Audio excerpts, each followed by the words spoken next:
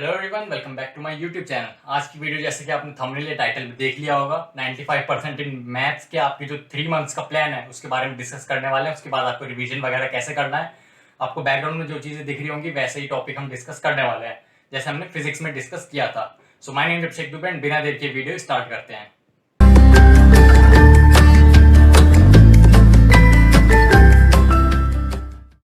तो सबसे पहले अगर हम सिलेबस ओवरव्यू देखें तो एनसीईआरटी के अकॉर्डिंग जो आपके बोर्ड में आएगा तो आपकी ये कुछ चैप्टर्स हैं। जैसे सबसे पहले रिलेशन फंक्शन है, इनवर्स ट्रिग्नोमेट्री, मैट्रिक्स, डिटर्मिनेंट्स। उसके बाद आपका कंटिन्यूटी, डिफरेंशिएबिलिटी, यहाँ से आपकी कैलकुलस स्टार्ट होती है। उसके बाद आपका एप्लीकेशन ऑफ डेरिवेटिव्स, ये आपका इंटीग्रेशन, फिर आपका एप्लीकेशन ऑफ इंटीग्रेशन, फिर आपका डिफरेंशियल इक्वेशन, वेक्टर्स, फिर यहाँ पे आपका 3D linear programming problems and आपका प्रोबेबिलिटी। तो ये कुछ 13 चैप्टर्स हैं आपके सिलेबस में। अब देखो, अगर आपने फिजिक्स की वीडियो देखी होगी मेरी, जैसे 95% इन 3 मंथ्स का जो प्लान था, ऐसी एक फिजिक्स की वीडियो बनी हुई है, वो चाहे तो आप देख सकते हो। उसका लिंक आपको नीचे मिल जाएगा या आई बटन पे आप देख सकते हो क्लिक करके।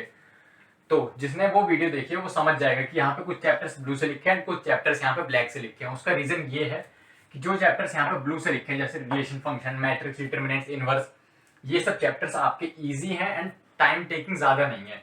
मतलब कि काफी इनमें जो इनके जो सब टॉपिक्स हैं, जैसे मैट्रिक्स के अंदर ऑपरेशन है, मैट्रिक्स का ऑपरेशन कैसे, मतलब मैट्रिक्स में कौन कौन से ऑपरेशन लगते हैं, मैट्रिक्स मल्टीप्लिकेशन, वो सब चीजें इजी हैं, ज्यादा टाइम टेकिंग नहीं है, आपका ज्यादा टाइम नहीं लगेगा। और दूसरी साइड पे जो ब्लैक मार्कर से लिखे हैं चैप्टर्स, वो आपके थोड़े से कॉम्प्लेक्स हो सकते हैं। जैसे आपका डिफरेंशिएशन है, इसमें वो थोड़ा सा कॉम्प्लेक्स होगा, आपको थोड़ा दिमाग लगाना पड़ेगा उसमें। एंड आपका टाइम टेकिंग है थोड़ा सा, मतलब जहाँ पे आपको यहाँ पे 3-4 दिन में वो चैप्टर खत्म हो जाएगा। सपोज आपको मैट्रिक्स 3-4 दिन में खत्म हो रहा है, तो आपका जो कॉन्टिन्यूटी एंड डिफरेंशिएबिलिटी है, हो सकता है ये 8-9 दिन में खत्म हो। तो मतलब इतना सा डिफरेंस है, इसीलिए कुछ चैप्टर्स आपके ब्लू से हैं, कुछ चैप्टर आपके ब्लैक मार्कर्स हैं। अब दूसरी चीज आपने नोटिस करी होगी, हर चैप्टर के आगे ऐसे ऐसे कुछ नंबर्स लिखे हैं। जैसे रिलेशन फंक्शन के साइड में आपका 2+1, इनवर्स के साइड में आपका 3+2, मैट्रिक्स डिटर्मिनेंट्स दोनों मिला के आपका 6+4। उसके बारे में भी बात करेंगे, बट उससे पहले हम यूनिट्स के बारे में बात कर रहे थे कि आपके चैप्टर में कौन कौन सी यूनिट्स हैं। सबसे पहले इन दोनों चैप्टर को, relation function and inverse trigonometry को मिला के जो आपकी रिलेशन जो फंक्शन यूनिट है वो कवर होगी। फंक्शन नाम की आपकी एक यूनिट है, उसमें आपकी स्टार्टिंग के 2 चैप्टर्स हैं। उसके बाद आपकी मैट्रिक्स एंड डिटर्मिनेंट्स, ये आपकी अलजेब्रा के अंदर आते हैं। उसके बाद आपकी होती है कैलकुलस स्टार्ट। मेन जो मैथ है आपकी क्लास 12th में बोर्ड के अकॉर्डिंग, वो इतनी है, 5 चैप्टर्स ये आपके। डिफरेंशिएशन की एप्लीकेशन, इंटीग्रेशन का एप्लीकेशन एंड डिफरेंशियल इक्वेशंस। उसके बाद आपका वेक्टर्स एंड आपका 3D ज्योमेट्री मिला के ये आपका एक यूनिट है। उसके बाद आपकी लीनियर प्रोग्रामिंग प्रोबेबिलिटी है एक चैप्टर एंड प्रोबेबिलिटी। कुछ चैप्टर्स का ओवरव्यू आपको अपने 9th 10th 11th में मिला होगा, जैसे कि आपने रिलेशन फंक्शन नाम का एंड जो अपना सेट्स है वो आपने क्लास 11th में पढ़ा है। प्रोबेबिलिटी आपको थोड़ा बहुत पता है पिछले उससे, मतलब 11th क्लास में 10th क्लास में आपको इंट्रोडक्शन मिल चुका है। वेक्टर्स आपने फिजिक्स में पढ़ रखे होंगे थोड़े बहुत। कॉन्टिन्यूटी, डिफरेंशिएबिलिटी थोड़े बहुत आपको इंट्रोडक्शन मिला होगा। मैट्रिक्स, डिटर्मिनेंट्स इस साल न्यू है, इसलिए आप चाहे तो इसे खत्म कर सकते हैं। अब इनका अगर मार्किंग स्कीम देखें, वेटेज देखें, तो ये जो फर्स्ट यूनिट है relation function and inverse trigonometry मिला के, ये आपकी 8 मार्क्स की है पूरी। उसके बाद मैट्रिक्स, डिटर्मिनेंट्स दोनों कंबाइन करके ये आपके 10 मार्क्स के। देन आपका चैप्टर नंबर 5 से लेके चैप्टर नंबर 9 तक मींस आपका डिफरेंशिएशन, एप्लीकेशन उसकी, इंटीग्रेशन उसका एप्लीकेशन एंड डिफरेंशियल इक्वेशन, ये आपकी कम से कम 32 से लेके 37 मार्क्स तक की है। 32 से 37 मार्क्स की। हमारा एग्जाम कितने मार्क्स का होगा? हमारा एग्जाम होगा 80 मार्क्स का एंड 20 मार्क्स आपके इंटरनल असेसमेंट। फिर आपका वेक्टर्स एंड 3D ज्योमेट्री मिला के आपका 14 मार्क्स। उसके बाद आपका linear programming probability 5 marks and आपका प्रोबेबिलिटी 8 मार्क्स। तो आपके टोटल 80 मार्क्स का पेपर होगा। उसके बाद अगर बात करें कि कौन से चैप्टर आपको स्टार्ट कहां से करना है, कहां पे खत्म करना है, स्टार्ट आपको मैट्रिक्स एंड डिटर्मिनेंट से करना है। आप अगर किसी अच्छे टीचर के पास जाओगे तो वो स्टार्ट अपना जो 12th का सिलेबस है वो यहीं से स्टार्ट करेगा, मैट्रिक्स एंड डिटर्मिनेंट से। क्यों? क्योंकि एक इसका वेटेज अच्छा खासा है, मतलब 10 मार्क्स हैं तो लगभग आपका 14 to 15% जो वेटेज है वो इसका है, 10 मार्क्स। ठीक, उसके बाद नई यूनिट है, इससे पहले आपने ये पहले नहीं पढ़ी है, तो इसलिए कंफ्यूजन का कोई चांस ही नहीं है कि आपका कोई आपने जो पहले पढ़ा है सिलेबस उस पर डिपेंड है, उस पर डिपेंड नहीं है। आपकी नई यूनिट है, स्टार्टिंग 0 से स्टार्ट होगा एंड जो आपका बोर्ड लेवल तक है वहां तक पढ़ाया जाएगा। तो मैट्रिक्स एंड डिटर्मिनेंट्स आपको स्टार्ट करना है। उसके बाद आपको चैप्टर नंबर 2 पढ़ना है, इनवर्स ट्रिग्नोमेट्री। इनवर्स ट्रिग्नोमेट्री में अगर जो इंटरनल डिवीजन देखें, मतलब इस यूनिट का फंक्शन जो यूनिट है वो 8 मार्क्स की है पूरी। इंटरनल डिवीजन देखें तो चैप्टर नंबर 1 जो आपका है वो आपका 2 to 3 मार्क्स का आता है बस, एंड इनवर्स ट्रिग्नोमेट्री वो आपका 4 to 5 मार्क्स का आता है। उसके बाद डिफरेंशिएशन पे आते हैं। डिफरेंशिएशन आपकी काफी जो वास्ट टॉपिक है, यहाँ कैलकुलस, एक बार आप कैलकुलस में घुस गए तो आपको कम से कम 1.5 से 2 महीने लगेंगे 5 चैप्टर खत्म करने में। मेन चीज है आपने ये 5 चैप्टर खत्म कर लिए, मैट्रिक्स, डिटरमिनेंट्स, इनवर्स खत्म कर लिया, उसके बाद आपको ज्यादा टाइम नहीं लगेगा। आपको वेक्टर्स 3D में जितना टाइम लगेगा, फिर लीनियर आपका 2 या 3 दिन लगेंगे, एंड फिर प्रोबेबिलिटी में भी आपको 5 से 6 दिन लगेंगे। अब बात करते हैं ये जो ब्रैकेट में मैंने लिखा है 2+1, 3+2, वो सब चीजें क्या है। देखो, रिलेशन फंक्शन आपको 2 दिन पढ़ना है एंड 1 दिन रिवीजन करना है। 2 दिन पढ़ना है एंड 1 दिन रिवीजन करना है। जो प्लस से पहले लिखा है, जैसे इनवर्स ट्रिग्नोमेट्री आपको 3 दिन पढ़ना है, 2 दिन रिवीजन करना है। फिर से देखो, 3 दिन पढ़ना है, 2 दिन रिवीजन करना है। एंड ये सब मैंने इसलिए लिखा है कि आपको जो बोर्ड लेवल तक की पढ़ाई है वो इतने दिन में हो जाएगी। अगर आप एकदम डिटेल में पढ़ना चाहते हो तो आपके 3 दिन कम है, आई नो। इंटीग्रेशन के रेस्पेक्ट में देखें तो आपके 10+5 आपको 10 दिन पढ़ना है, 5 दिन रिवीजन करना है। इंटीग्रेशन आप एकदम डिटेल में करने जाओ तो आपको हो सकता है कि 15 दिन 20 दिन लगे, बट आपको बोर्ड के अकॉर्डिंग प्रिपेयर करना है कि बोर्ड में क्या क्या चीजें आ रही हैं। अब तो आपका सिलेबस भी काफी कम हो गया, आप रोज अगर एक कॉन्सेप्ट पकड़ के उसकी एक्सरसाइज खत्म करोगे तो 10 दिन इनफ है, 5 दिन रिवीजन के लिए आपके। तो ऐसे करके सबके हर चैप्टर के सामने कुछ कुछ लिखा है कि 2+1 इतने दिन में इसका मतलब जो सिलेबस है वो खत्म करना है, 1 दिन में रिवीजन। अगर आप इन सबको ऐड अप करोगे, मतलब ये हो गया 3, 5, 10, ये आपका 10, फिर 7, ऐड अप करोगे तो ये आपका 90 to 95 डेज बनेंगे। कितने डेज बनेंगे? 90 to 95 डेज, मीन्स आपका वही 3 मंथ्स का जो स्केड्यूल है वही बन जाएगा लगभग। कैसे? आपका जैसे इसमें डिवीजन भी दे रखा है, मैंने फिजिक्स में मैंने डिवीजन नहीं दिया था कि कौन से चैप्टर को इतने दिन में खत्म करना है, बट मैथ्स के अंदर डिवीजन जरूरी है। आपको ये पता नहीं चलेगा कि आप किस लेवल तक पढ़ते चले गए। ठीक, तो आपका 90 to 95 डेज का ये पूरा प्लान है। आपको स्टार्ट कहाँ से करना है? सबसे पहले आपको मैट्रिक्स पढ़ना है। मैट्रिक्स पढ़ी आपने, उसके बाद आपने डिटरमिनेंट्स कवर किया। मैट्रिक्स डिटरमिनेंट्स पढ़ने के बाद मैट्रिक्स डिटरमिनेंट कितने दिन पढ़ना है? 6 दिन आपको पूरा सिलेबस कवर करना है एंड 4 दिन में उसका रिवीजन करना है। उसके बाद आप गए चैप्टर नंबर 2 पे। चैप्टर नंबर 2 आपका इनवर्स ट्रिग्नोमेट्री, 3 दिन पढ़ना है, 2 दिन रिवीजन। एनसीईआरटी के अकॉर्डिंग करना है सब। अभी बुक्स पे भी आएंगे, कैसे पढ़ना है, क्या क्या चीजें फॉलो करनी है, उस पर भी आएंगे अभी। उसके बाद आपको अपनी कैलकुलस पार्ट स्टार्ट करना है चैप्टर नंबर 5 से। थोड़ा बहुत इंट्रोडक्शन आपके पास है, मतलब आप 1 वीक ले सकते हो इस चैप्टर को खत्म करने के लिए। आपकी 5 to 6 एक्सरसाइजेस हैं इसमें, एंड मिसलेनियस को इंक्लूड करें तो आपकी 7 एक्सरसाइज हम मान सकते हैं। 7 दिन में आपको ये चैप्टर खत्म करना है एंड 3 दिन उसके रिवीजन के लिए। ठीक, रिवीजन कैसे करना है उस पर भी हम अभी डिस्कस करेंगे। Application of derivatives. Application of derivatives में आपके सिर्फ 5 ही टॉपिक हैं। कौन कौन से? Increasing, decreasing, rate measure, approximation, फिर आपका मैक्सिमम मिनिमा एंड आपका टेंजेंट एंड नॉर्मल। ये 5 टॉपिक हैं। 1 दिन में आप एक टॉपिक खत्म करके उसकी एक्सरसाइज सॉल्व करते हो, 2 से 3 घंटे लगेंगे आपको, तो आप 5 दिन में खत्म कर सकते हो और 2 दिन में रिवीजन कर सकते हो। इंटीग्रेशन अगर एनसीईआरटी के अकॉर्डिंग देखें तो इंटीग्रेशन में आपकी लगभग 12 से 13 एक्सरसाइजेस हैं मिसलेनियस को इंक्लूड करके।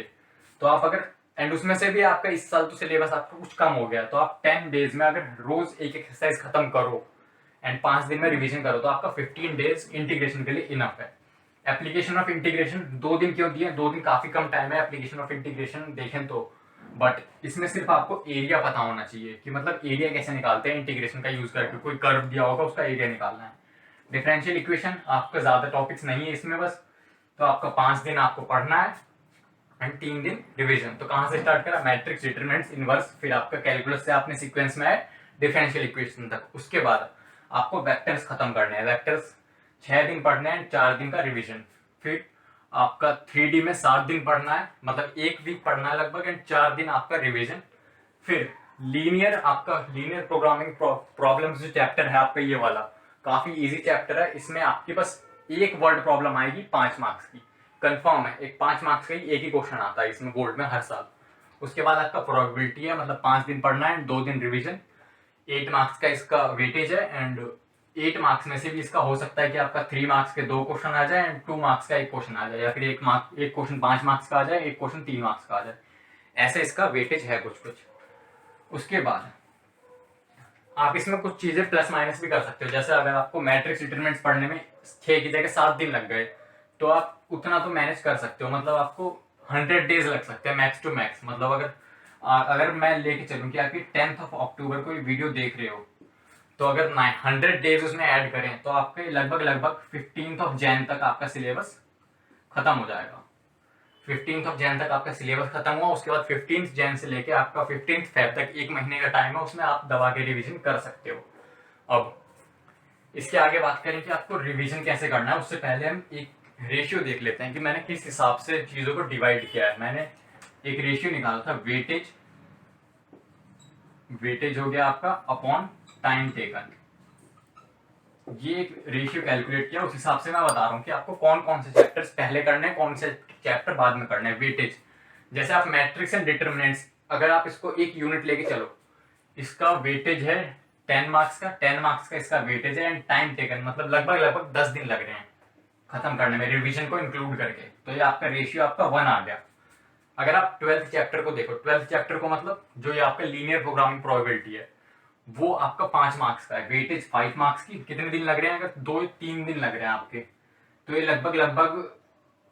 लगभग ये आपका 1.8 के अराउंड आ जाएगा।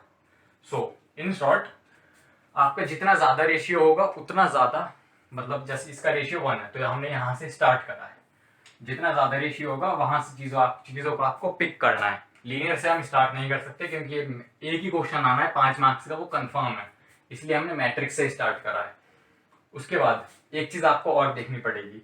अब जैसे आप एप्लीकेशन ऑफ डेरिवेटिव्स में जाओ तो ये आपका लगभग 7 से 8 मार्क्स का आएगा। मतलब अगर हम 8 मार्क्स का भी देखें, ये रेशियो हम निकालें, तो आपका 1 पॉइंट समथिंग आएगा, जो कि आपका हो सकता है डिफरेंशिएशन से ज्यादा हो, एंड ऑफ कोर्स डिफरेंशिएशन से ज्यादा आएगा रेशियो। बट हम इस चैप्टर को पहले खत्म नहीं कर सकते डिफरेंशिएशन से, क्योंकि इसकी डिपेंडेंसी है डिफरेंशिएशन वाले चैप्टर पे। चैप्टर नंबर 6 डिपेंड है चैप्टर नंबर 5 पे, इसलिए हम ये चीज बाद में कर रहे हैं डिफरेंशिएशन के। अब ये तो हो गया हमारा सिलेबस का ओवरव्यू, एंड मैंने कैसे कैसे चीजें डिवाइड करी, आपको कितने दिन किस चैप्टर को देना है, कितने दिन किस चैप्टर को नहीं देना। आप चाहो तो इसका स्क्रीनशॉट ले सकते हो या फिर आप पॉज करके लिख सकते हो।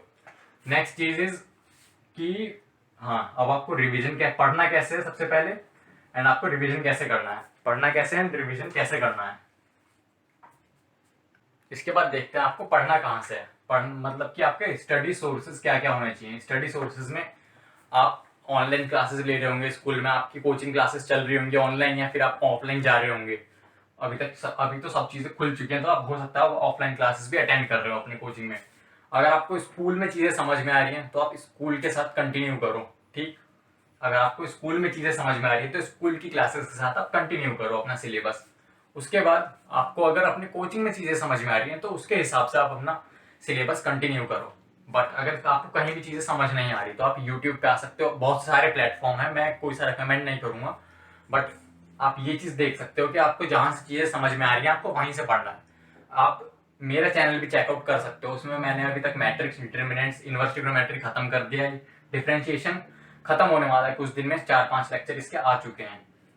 सो इन शॉर्ट आप ये लेक्चर्स भी चेकआउट कर सकते हो, अगर आपको चीजें समझ में आई तो आप इसके अकॉर्डिंग भी फॉलो कर सकते हो।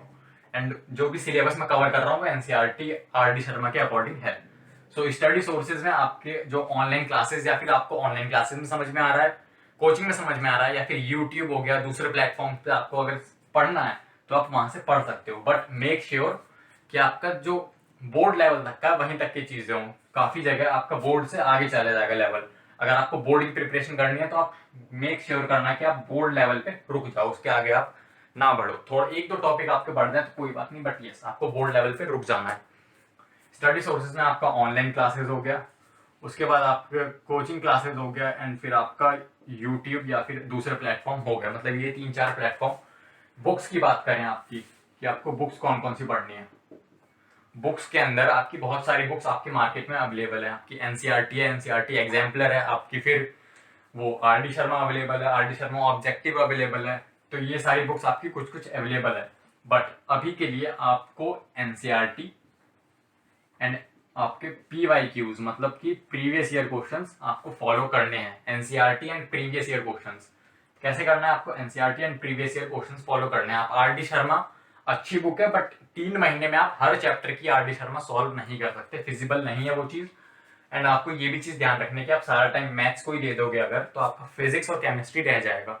तो ये चीज़ आपको ध्यान देते हुए चलना है कि आपको एनसीईआरटी एंड प्रीवियस ईयर पे ध्यान देना है बस। आप अगर आर डी शर्मा करने बैठोगे आज की डेट में, मतलब आपने आज लेट से कि आपने 11 तारीख से आपने आर डी शर्मा स्टार्ट करी 11 अक्टूबर से, तो आप ये पॉसिबल ही नहीं कि आप 3 महीने में 13 चैप्टर्स की आर डी शर्मा सॉल्व कर जाओ पूरी। हाँ आपको कुछ कुछ चैप्टर्स की, जैसे मान लो कि आपने इंटीग्रेशन पढ़ा तो इंटीग्रेशन के कुछ क्वेश्चंस आपने आर डी शर्मा से देख लिए, वो चीज़ हो सकती है, वो चीज़ पॉसिबल है। इन शॉर्ट आपको NCERT and previous year questions follow करने हैं। आपको दोनों के लिंक आपको नीचे मिल जाएंगे, अगर आपके पास नहीं है तो आप परचेज कर सकते हो।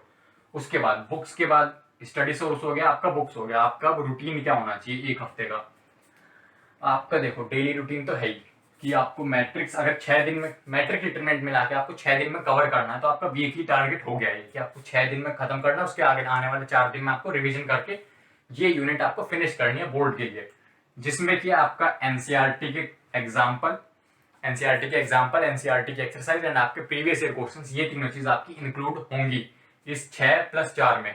उसके बाद आपको बुक्स के बाद क्या था कि आपको वीकली टारगेट आपका सेट है कि मतलब जैसे आपको 6 दिन पढ़ना है, उसके बाद आपको 4 दिन रिवीजन करना है। अगर डिफरेंशिएशन में देखें तो आपका एक हफ्ते का हो गया डिफरेंशिएशन एंड 3 दिन का हो गया आपका रिवीजन। तो आपका वीकली टारगेट आपका फिक्स है, मतलब इन डेज के अकॉर्डिंग आपको पढ़ना है। अब आपका डेली रूटीन की बात करते हैं। डेली रूटीन में कई बच्चे कंफ्यूज हो जाते हैं कि फिजिक्स को कितना टाइम दे, केमिस्ट्री को कितना टाइम दे या मैथ्स को टाइम दे। इस चीज में कई बच्चे कंफ्यूज हो जाते हैं। डेली आपको 3 to 4 आवर्स निकालने हैं। डेली आपको 3 to 4 आवर्स निकालने हैं फिजिक्स के लिए।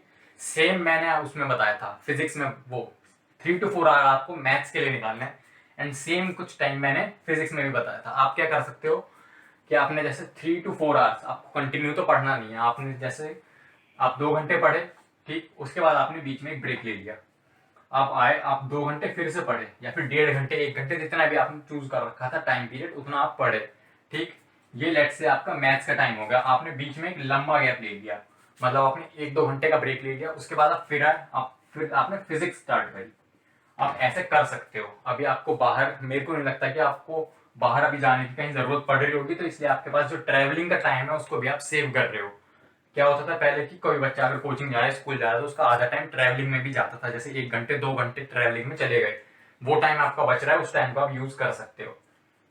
सो 2 घंटे आपने पढ़ाई करी, आपने एक छोटा ब्रेक लिया, जैसे मतलब 10 मिनट का ब्रेक लिया, 15 मिनट्स का ब्रेक लिया, फिर आप 2 घंटे फिर से आपने एक सिटिंग मार दी अपनी पढ़ाई की, उसके बाद आपने एक लंबा ब्रेक लिया, मतलब 2 घंटे 2.5 घंटे का ब्रेक लिया, आपका माइंड फ्रेश हो गया।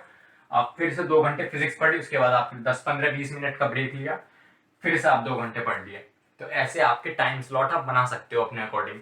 टाइम टेबल की वीडियो मैंने बना रखी है कि आपको टाइम टेबल कैसे बनाना चाहिए, परफेक्ट टाइम टेबल कैसे बन सकता है डेली रूटीन के अकॉर्डिंग। सो इन शॉर्ट आपको डेली 3 to 4 आवर्स आपको डिवोट करने हैं। कई स्टूडेंट्स के केस में ये 4 to 5 आवर्स हो सकता है, एंड कई स्टूडेंट्स के केस में ये 2 to 3 आवर्स हो सकता है। डिपेंड करता है कि बच्चा कितनी जल्दी चीजें समझ जाता है, ठीक।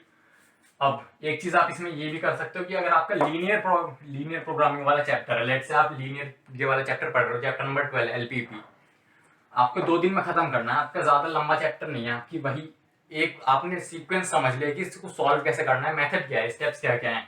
तो आपके सामने कोई भी वर्ड प्रॉब्लम आ जाए, आपको पहले टेबल बनाना है, फिर ग्राफ बनाना है, फिर क्वेश्चन सॉल्व करना है, वैसी चीजें हैं इसमें।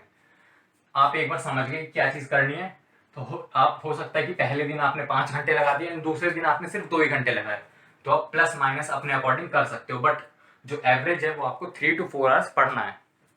नाउ आपका स्टडी सोर्स हो गया, आपका बुक हो गई, आपका वीकली टाइम टेबल फिक्स है कि आपको कितने दिन क्या पढ़ना है। उसके बाद आपका daily time table 3 to 4 hours में आपको चीजें पढ़नी है। ज्यादा हो जाएगा तो फिर आपका केमिस्ट्री एंड फिजिक्स पे अफेक्ट पड़ने लगेगा, उस पर भी हमें ध्यान देना है।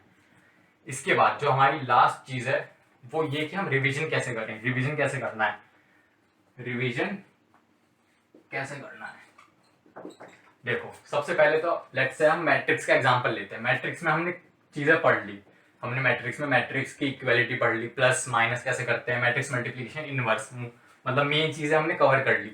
उसके बाद आपको साथ के साथ, जैसे आप अगर मेरे से पढ़ रहे हो तो आपको मेरे से पढ़ रहे हो, या फिर ऑनलाइन क्लास में पढ़ रहे हो, कोचिंग कहीं भी पढ़ रहे हो, तो आपको साथ के साथ नोट्स बनाने अपने। ध्यान रहे कि नोट्स आपके हों, आपने लिखे हों। अगर नहीं है तो वो अलग केस है, अगर कोई इमरजेंसी है, आपने नोट्स नहीं बना पाए, कुछ और मतलब कुछ एक्सेप्शन है, वो चीज़ अलग। बट आपको नोट्स ट्राई करना है कि आप खुद से बनाओ, अपने हाथ से लिख लिख के नोट्स बनाओ। नोट्स आपने एक बार बना लिया, नोट्स बनाने के बाद आपको घर पे आके वही चीज़ रिवाइज करनी है, कम से कम 10-15-20 मिनट लगा के वो चीज़ दोबारा दोबारा देखो जल्दी से। उसके बाद आपको एनसीईआरटी सॉल्व करनी है।